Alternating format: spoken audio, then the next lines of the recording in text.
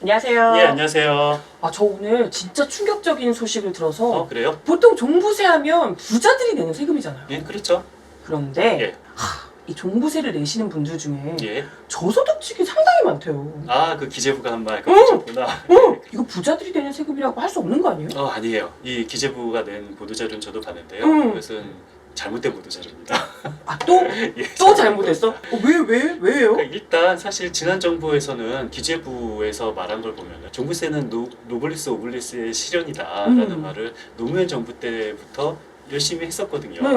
똑같은 부서가 대통령이 누가 바뀌냐에 따라서 갑자기 이게 입장이 바뀌는 걸 보면은 역시 아무리 공무원은 영혼이 없다고 하지만 너무 심한 이 우드르급 태세 전환 아닐까 라는 생각이 드는데요. 그래도 뭔가 근거가 있으니까 이렇게 얘기한 거 아니에요? 근거가 있는 거죠. 이 기재부 보도자료에 따르면은 종부세 내는 사람들 연소득을 보니까 2천만 원 이하가 뭐 한 3분의 1 정도 되더라 하는 거예요. 연소득 2천만 원 이하면 좀 그럴 수도 있죠. 그렇죠. 뭐 저만 하더라도 연소득 2천만 원보다 넘을 것 같은데 사실 급이 다릅니다. 그러니까 일단 가장 중요한 것은요. 종부세 대상자들의 소득의 근원은 노동소득, 근로소득이 아니라 임대소득이나 금융소득이에요.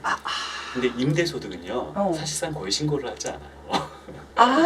그래요? 그렇죠. 임대소득은 신고하지 않았기 때문에 신고되지 않은 임대소득 빼고 연소득 2천만 원 이하다라는 거고요. 집주인이 과연 나의 그 임차료를 신고를 제대로 했을까 한 집주인 그렇게 많지 않아요. 그래서 이 노동소득은 누락되기 어렵거든요. 왜냐면 원천징수를 다 하니까 유리지갑이라고 하잖아요. 근데 임대소득은 뭐 상당히 많이 누락하는 것이 이 업계의 문제입니다. 누락된 게요. 임대소득뿐만 아니라 주식 양도차익도 다 누락된 거예요. 그러니까 내가 비트코인에서 번 돈, 주식해서 번 돈 다 누락된 거거든요. 왜? 왜냐면 신고할 의무가 없어요. 우리나라는 주식 양도차익이 비과세거든요. 그렇기 때문에 신고할 의무 자체가 없어서 내가 삼성전자 주식에 투자해서 뭐 1억 원을 벌었다. 한 푼도 신고하지 않아요. 내 소득은 1억 원이지만 여기 이 기재부 통계에는 누락이 된 거고요. 임대소득은 원래는 신고를 해야 되지만 신고를 안 하는 거고 주식해서 번 돈은 신고할 의무조차도 없어서 다 누락이 된 겁니다. 뭐야?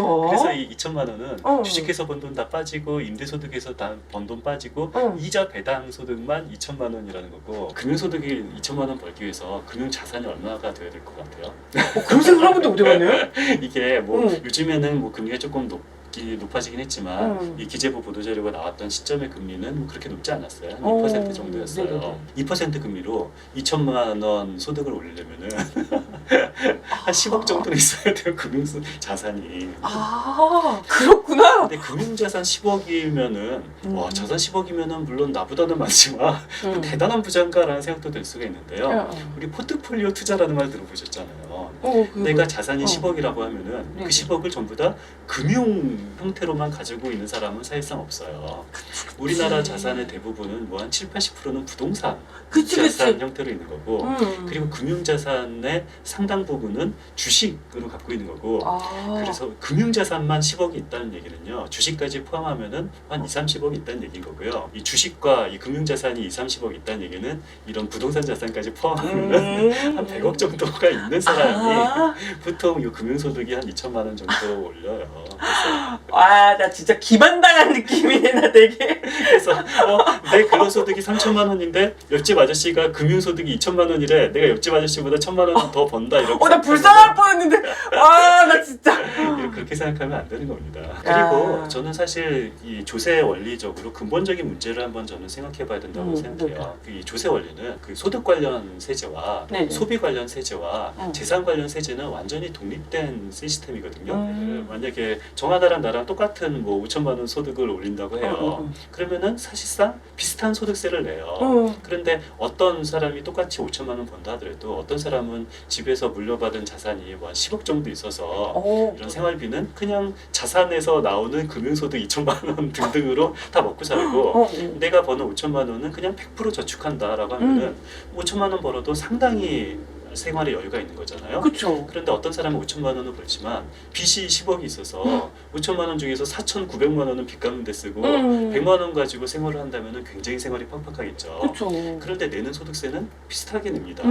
왜냐면은 소득세를 낼 때 너 자산이 얼마나 있니 또는 빚이 얼마나 있니 생각하지 않아요. 너의 소득에만 대해서 세금을 부과하겠다라는 것이 소득세 원리예요. 소비세도 마찬가지거든요. 소비세는 부가지세잖아요. 내가 이 100억 있는 사람이 초코파이 한 박스를 샀을 때 내는 부가지세라 소득이 1원도 없는 사람이 초코파이 한 박스를 샀을 때 내는 부가지세는 똑같아요. 그래서 우리는 소비세를 낼 때 이 사람이 소득이 얼마인지 재산이 얼마인지 고려하지 않는 거예요. 마찬가지로 재산 관련세제, 재산세나 종부세를 낼 때 이 사람이 소득이 얼마가 있는지 이 사람이 소비를 얼마 하는지를 상관하지 않고 재산 보유 사실 자체에 탐세 능력이 있다라고 생각하고 세금을 내는 것이 바로 재산과세인 거거든요. 그런데 그러면 그 재산을 보유했던 사실 자체에 탐세력이 있기 때문에 우리는 재산과세를 내는 거고 나는 재산이 하나도 없다 하더라도 소득에 따라서 소득세를 내는 거고 나는 재산도 없고 소득도 없다 하더라도 소비에 따라서 부가지세를 내는 겁니다.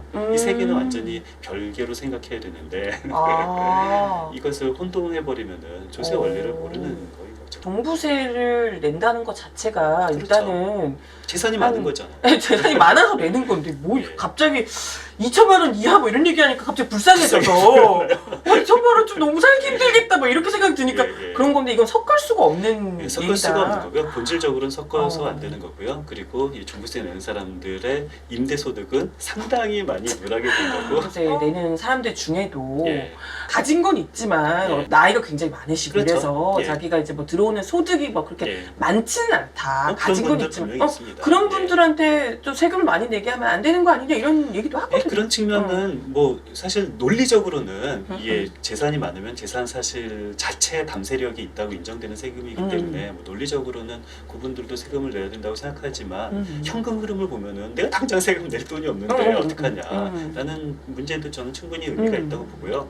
그래서 우리나라 제도는 이 올해 요 한 60세 이상, 특히 뭐 70세 이상 되신 어르신들에게는 종부세를 깎아드리고 있어요. 아 그래요? 그리고 또 뭐 10년 이상 거주를 하려면은 또 종부세를 깎아드리고 있는데 두 가지가 중복되거든요.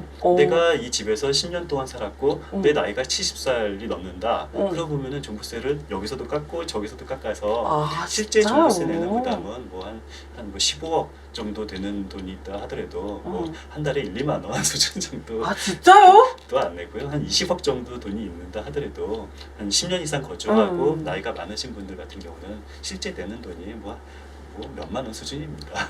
아니 근데 이걸 가지고 왜 언론들이 이렇게 다들 기재부도 기재부지만 언론들이 이렇게 다 줄줄이 종부세 내는 사람들 걱정하면서 종부세 더 이상 이거 부자세 아니다라고 하면서 기재부가 이거 한두 번도 아니고 이 말도 안 되는 이런 자료를 내놔도 되는 건가요? 근데 기재부는 과거에는 이러지 않았어요. 종부세는 굉장히 필요한 세금이다라고 말을 하다가 또 갑자기 또 요즘 기재부는 이렇지 않아요. 열심히 싸워주세요.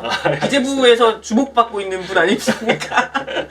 더 열심히 더 분발해서 싸워주셔야 될 것 같아요. 이거 기재부가 이거 말도 안 되는 보도자료를 계속해서 내놓고 있어가지고 그러고 보니까 저같이 묵지몽매한 사람들을 위해서 또 책 내셨다면서요? 아, 예, 맞아요. 저 최근에 책 냈어요. 뭐야 홍보해야지. 바로 책을 냈는데요. 경제 뉴스가 그렇게 어렵습니까? 라는 책을 냈고요. 어려워.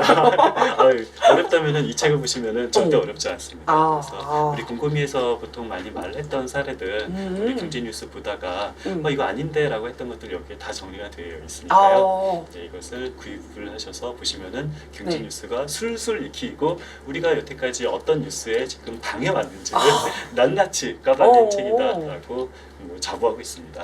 많이 구매하시고 공부 우리 다 같이 열심히 해보자고요. 예, 네네, 경제 뉴스 쉽게 읽을 수 있도록. 예, 그럼요. 아무튼 오늘도 말씀 감사드리고요. 예. 네, 다음에 또 뵐게요. 네, 감사합니다.